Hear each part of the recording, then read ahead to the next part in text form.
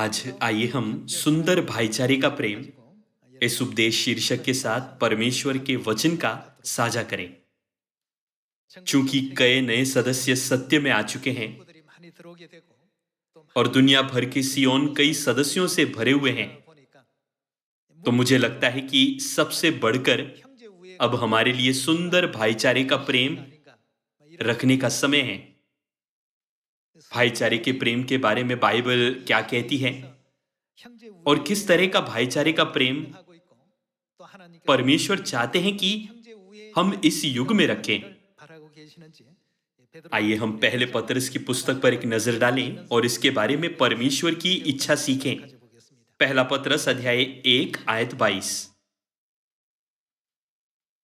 अतः जबकि तुमने भाईचारे की निष्कपट प्रीति के निमित्त सत्य के मानने से अपने मनों को पवित्र किया है, तो तन मन लगाकर एक दूसरे से अधिक प्रेम रखो, क्योंकि तुमने नाशवन नहीं पर अविनाशी बीज से परमेश्वर की जीवते और सदा ठहरने वाले वचन के द्वारा नया जन्म पाया है।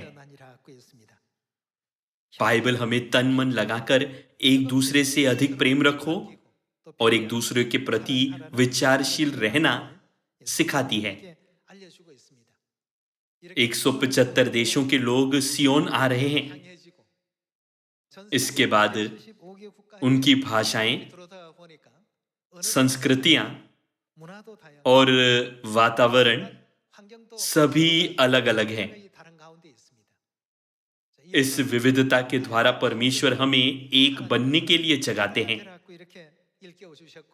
हर वर्ष स्वर्गीय माता हमें यह कहते हुए लगातार भाईचारे के प्रेम के बारे में सिखाती है कि सुंदर एकता के द्वारा सुसमाचार कार्य पूरा कीजिए।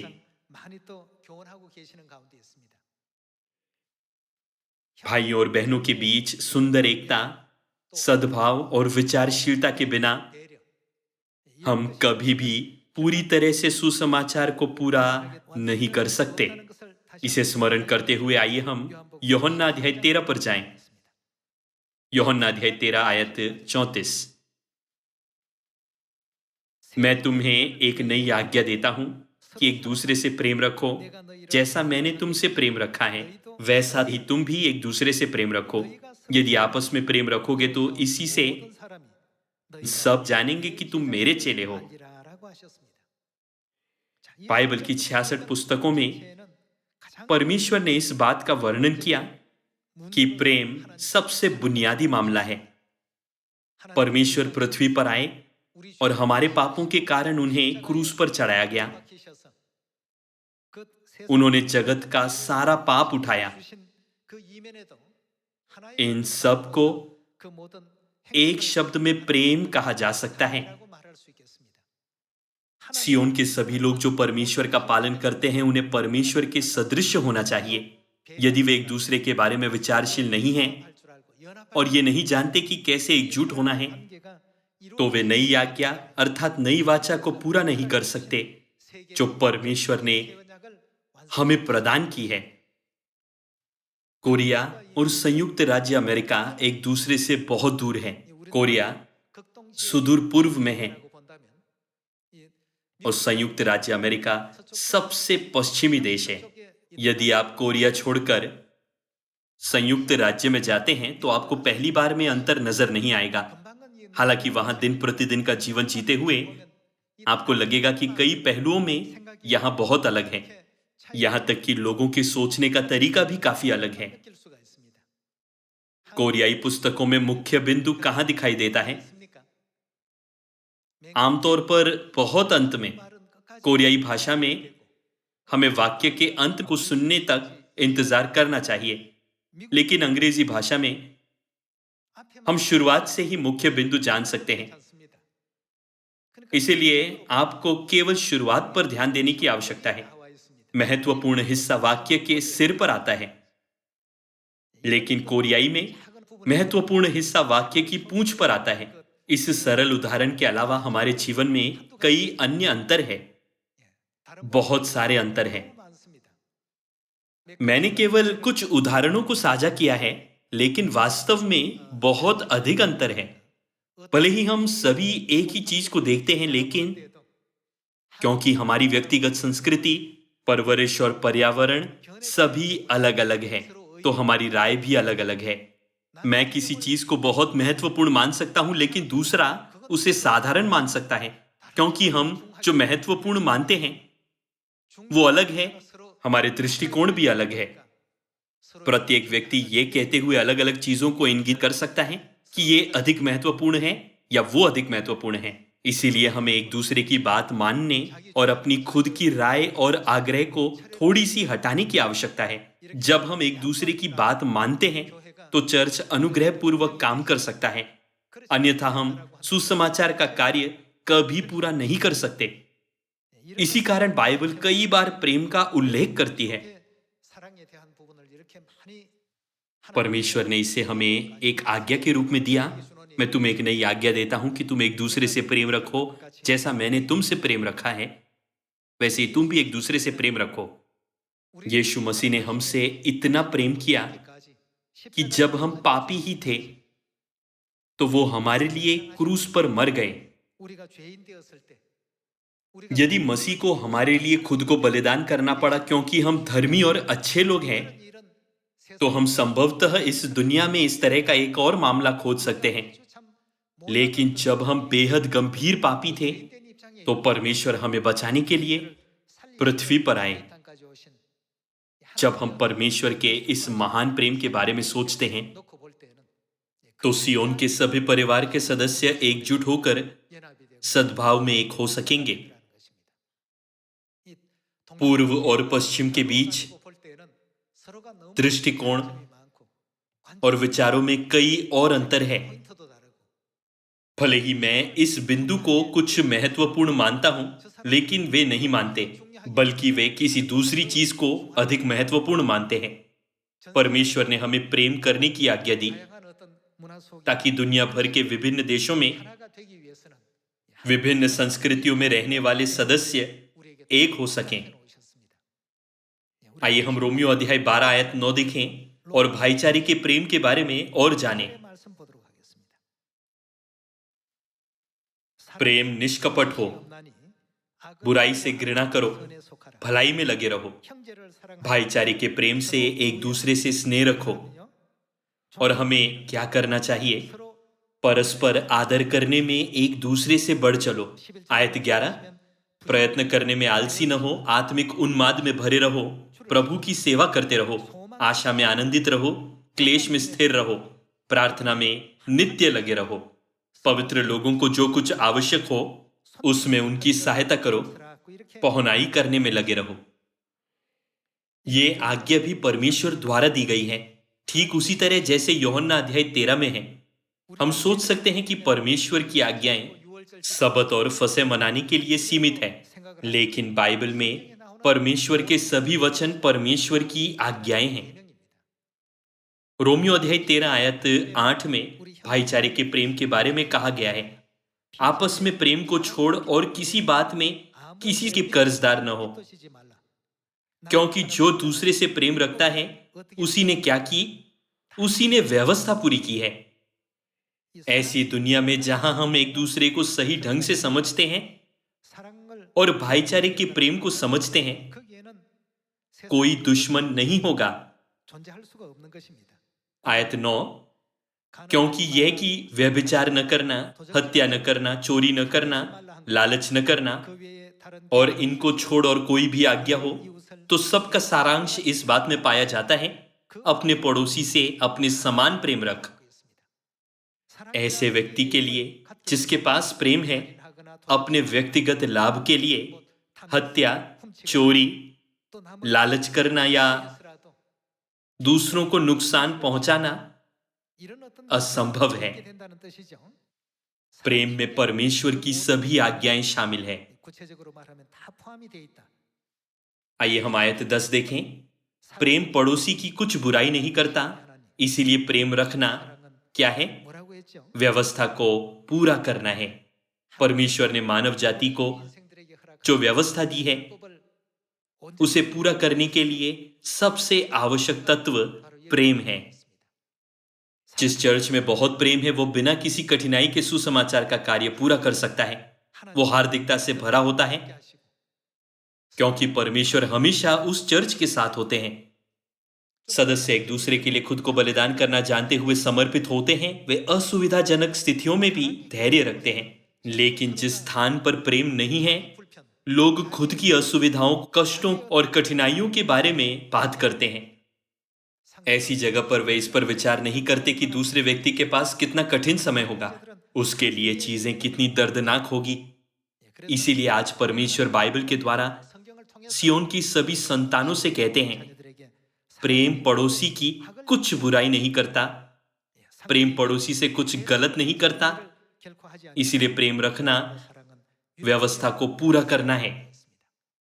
आज हम अपने आत्मिक परिवार के सदस्यों के साथ हैं। जब आप अपने शारीरिक परिवार के सदस्यों से बाद में मिलते हैं, तो कृपया उनके साथ बहुत प्रेम बांटें। विशेष रूप से चर्च में सियोन के परिवार के सभी सदस्यों को निश्चित रूप से एक दूसरे से प्रेम करना चाहिए और इन शिक्षाओं को अभ्यास में लाना चाहिए। आइए हम पहले कुरिन्थियों अध्याय 13 आयत 1 देखें। यदि मैं मनुष्यों और स्वर्गदूतों की बोलियां बोलूं और क्या न रखूं, प्रेम न रखूं, तो मैं ठनठनाता हुआ पीतल और झंझनाती हुई झांझ हूं। भले ही मैं कुछ कहता हूं, लेकिन ये सब व्यर्थ होगा। बाइबल कहती है, यदि मैं मनुष्यों और स्वर्गदूतों की बोलियां बोलूं और प्रेम न रखूं, तो मैं ठनठनाता हुआ पीतल और झंझनाती हुई झांझ हूं। जब तक हमारे शब्दों में प्रेम नहीं है, वे सभी व्यर्थ है। आयत 2, और यदि मैं भविष्यवाणी कर सकूं और सब भेदों और सब प्रकार के ज्ञान को समझूं, और मुझे यहां तक पूरा विश्वास हो कि मैं पहाड़ों को हटा दूं, परंतु क्या न रखूं, प्रेम न रखूं, तो मैं कुछ भी नहीं। यदि मैं अपनी संपूर्ण संपत्ति कंगालों को खिला दूं या अपनी देह जलाने के लिए दे दूं और क्या न रखूं, प्रेम न रखूं, तो मुझे कुछ भी लाभ नहीं। प्रेम धीरजवंत है और कृपालु है। प्रेम डाह नहीं करता, प्रेम अपनी बड़ाई नहीं करता और फूलता नहीं। वो अनरीति नहीं चलता, वो अपनी भलाई नहीं चाहता, झुंझलाता नहीं, बुरा नहीं मानता, कुकर्म से आनंदित नहीं होता, परंतु सत्य से आनंदित होता है। वो सब बातें सह लेता है, सब बातों की प्रतीति करता है, सब बातों की आशा रखता है, सब बातों में धीरज धरता है। परमेश्वर ने इन सभी गुणों को सूचीबद्ध किया ताकि स्वर्गीय लोग प्रेम को अभ्यास में ला सकें। इन सभी शिक्षाओं में परमेश्वर की इच्छा है, जो एक दूसरे से प्रेम करना और एक दूसरे के साथ एकजुट होना है। आइए हम गलातियों अध्याय 5 आयत 13 देखें। हे भाइयों, तुम स्वतंत्र होने के लिए बुलाए गए हो, परंतु ऐसा न हो कि यह स्वतंत्रता शारीरिक कामों के लिए अवसर बने, वरन प्रेम से क्या बनो, एक दूसरे के दास बनो। प्रेम जो परमेश्वर ने हमें बताया वो है कि दूसरों पर शासन करना नहीं, बल्कि हमें एक दूसरे के साथ नम्र, एकजुट होना और दूसरों के प्रति विचारशील बनना है। एक दूसरे के दास बनो, क्योंकि सारी व्यवस्था इस एक ही बात में पूरी हो जाती है, तू अपने पड़ोसी से अपने समान प्रेम रख। पर यदि तुम एक दूसरे को दांत से काटते और फाड़ खाते हो, तो चौकस रहो कि एक दूसरे का सत्यानाश न कर दो। यहां दिए गए सभी वचनों का अर्थ यह भी है कि हमें एक दूसरे से प्रेम करना चाहिए, है ना? आइए हम इफिसियों अध्याय 5 आयत 1 देखें। इसीलिए प्रिय बालकों के समान परमेश्वर का अनुकरण करो और प्रेम में चलो, जैसे मसीह ने भी तुमसे प्रेम किया। परमेश्वर ने हमसे कैसे प्रेम किया? हमें स्वर्ग में किए गए गंभीर पापों के कारण पृथ्वी पर गिरा दिया गया और हम मरने के लिए नियुक्त थे। परमेश्वर ऐसे पापियों पर दया करते हुए पृथ्वी पर आए और बिना किसी हिचकिचाहट के क्रूस पर बलिदान करने के लिए हमारे सभी पापों को उठाया। क्या उन्होंने अपना सारा जीवन हमारे पापों को उठाते हुए नहीं बिताया? प्रेम में चलो, जैसे मसीह ने भी तुमसे प्रेम किया और हमारे लिए अपने आप को सुखदायक सुगंध के लिए परमेश्वर के आगे भेंट करके बलिदान कर दिया। जैसे पवित्र लोगों के योग्य है, वैसा तुम में व्यभिचार और किसी प्रकार के अशुद्ध काम या लोभ की चर्चा तक न हो, और न निर्लज्जता, न मूर्ता की बातचीत की, न ठट्ठे की, क्योंकि ये बातें शोभा नहीं देती, वरन धन्यवाद ही सुना जाए। क्योंकि तुम ये जानते हो कि किसी व्यभिचारी या अशुद्ध जन या लोभी मनुष्य की, जो मूर्ति पूजक के बराबर है, मसीह और परमेश्वर के राज्य में मिरास नहीं।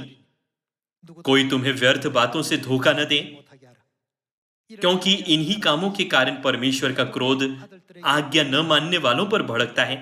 इसलिए तुम उनके सहभागी न हो, क्योंकि तुम तो पहले अंधकार थे, परंतु अब प्रभु में ज्योति हो। अतः ज्योति की संतान के समान चलो।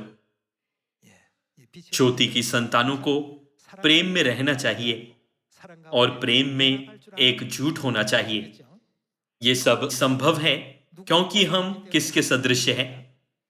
इफिसियों अध्याय 5 आयत 1 में कहा गया है, इसीलिए प्रिय बालकों के समान परमेश्वर का अनुकरण करो। आइए हम अपने जीवन को वैसे जिए जैसे परमेश्वर ने हमें दिखाया है। हमारा चरित्र, स्वभाव और जीवन शैली जिसके हम आदी हैं, वो इस दुनिया में हमने जो सीखा है उससे आया है। इस तरह जीते हुए हमने परमेश्वर की शिक्षाओं के विपरीत तरीके सीखे हैं। अब से जिस किसी से भी हम मिलें, आइए हम दुनिया के सभी लोगों पर दया करें और अपने भाइयों और बहनों से प्रेम करें।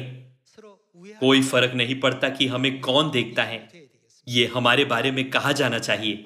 क्योंकि वे चर्च ऑफ गॉड में जाते हैं तो वे दूसरों के लिए प्रेम और विचारशीलता से भरे हुए हैं। जब हम इन वचनों को सुनते हैं तो क्या हम इस समाज में परमेश्वर की सच्ची संतान के रूप में अच्छा उदाहरण नहीं दिखाएंगे? पृथ्वी से कुछ चीजों को थोड़ा सा खोना ठीक है, लेकिन हमें स्वर्ग से सबसे छोटी चीजों को भी नहीं खोना चाहिए। परमेश्वर की आज्ञाकारिता में भाई और बहनों से पूरे हृदय से प्रेम करते हुए आइए हम प्रचुर मात्रा में स्वर्ग आशीषों का संग्रह करें। आइए हम कुलुसियों अध्याय 3 आयत 12 देखें। इसीलिए परमेश्वर के चुने हुओं के समान जो पवित्र और प्रिय है, बड़ी करुणा और भलाई और दीनता और नम्रता और सहनशीलता धारण करो। और यदि किसी को किसी पर दोष देने का कोई कारण हो तो एक दूसरे की सह लो और एक दूसरे के अपराध क्षमा करो। जैसे प्रभु ने तुम्हारे अपराध क्षमा किए, वैसे ही तुम भी करो। इन सब के ऊपर किसको बांध लो? प्रेम को, जो सिद्धता का कटिबंध है, बांध लो। जब आप किसी को क्षमा करते हैं तो कुछ भी पीछे न रखना, लेकिन इन सब के ऊपर प्रेम को बांध लो, जो सिद्धता का कटिबंध है। आइए हम आयत 15 के साथ जारी रहें। मसीह की शांति, जिसके लिए तुम एक देह होकर बुलाए भी गए हो, तुम्हारे हृदय में राज्य करें और तुम धन्यवादी बने रहो।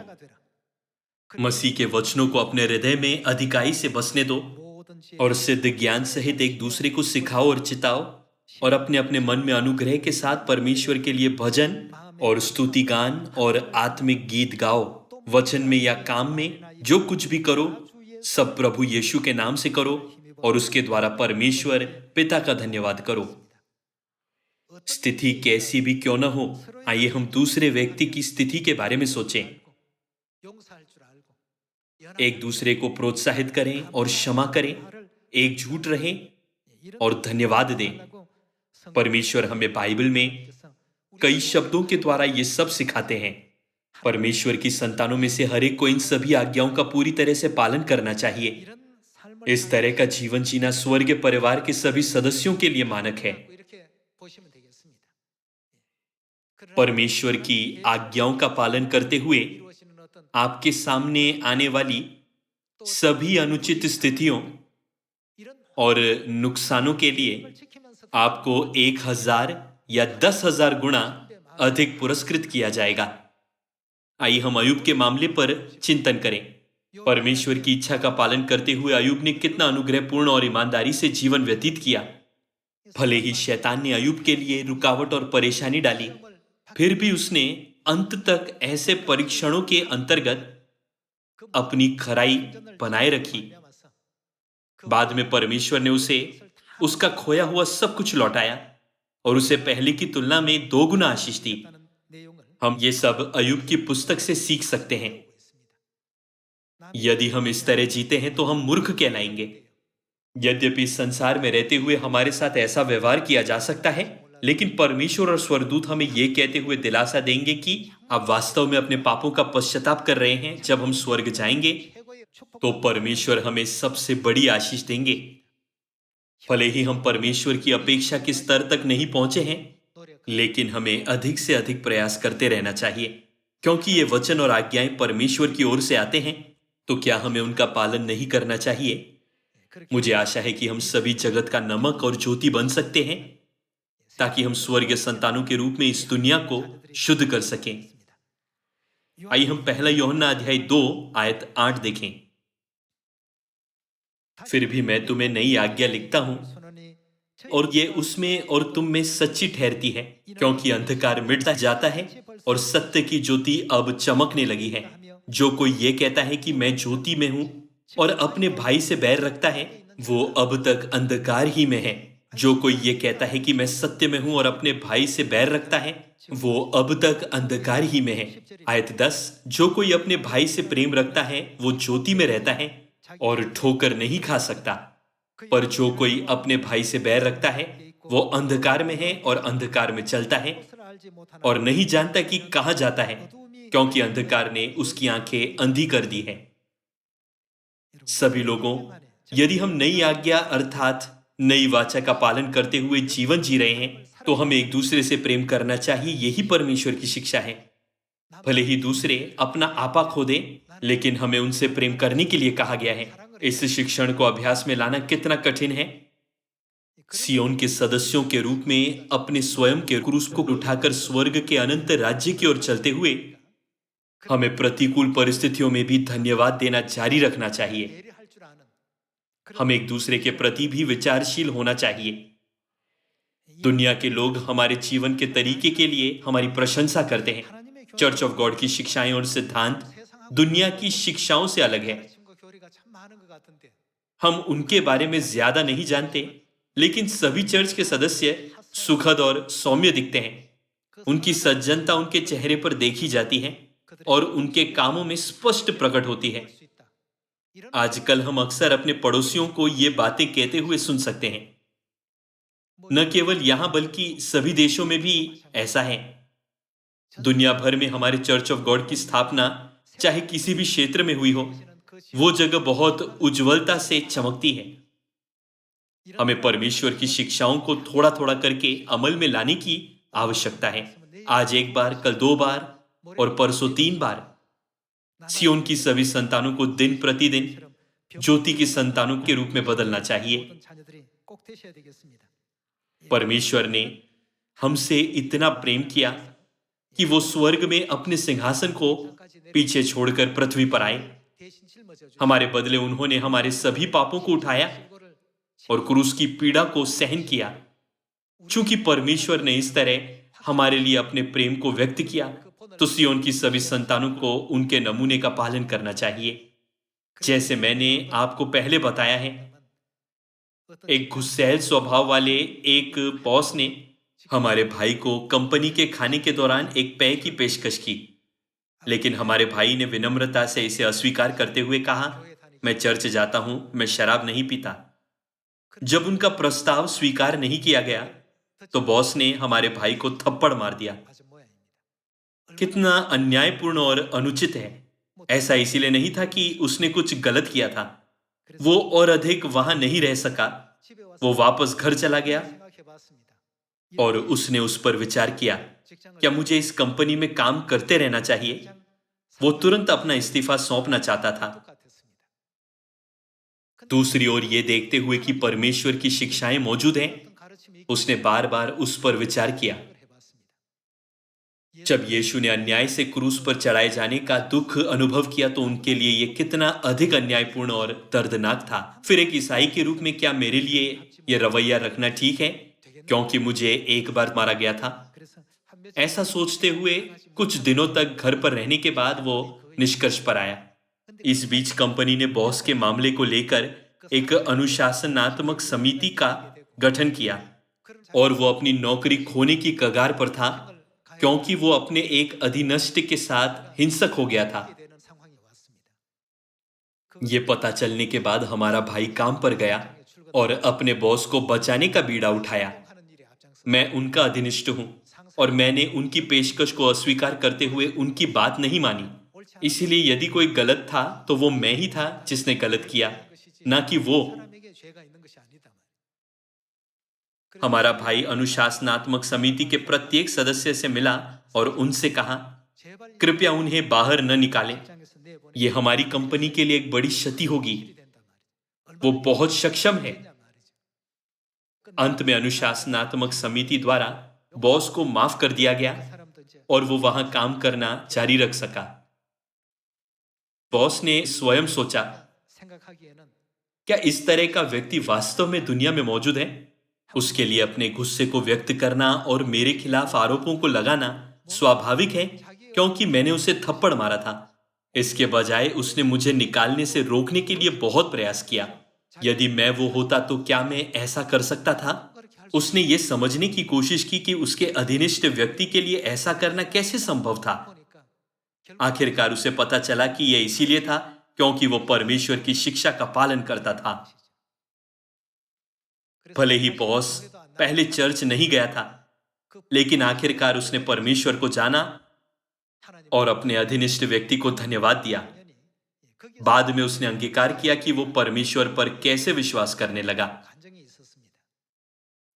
इन दिनों चाहे वो चर्च में हो या फिर समाज में, ऐसे बहुत से लोग हैं जो थोड़ी अनुचित परिस्थितियों का सामना करने पर उसे सहन नहीं कर पाते, है ना?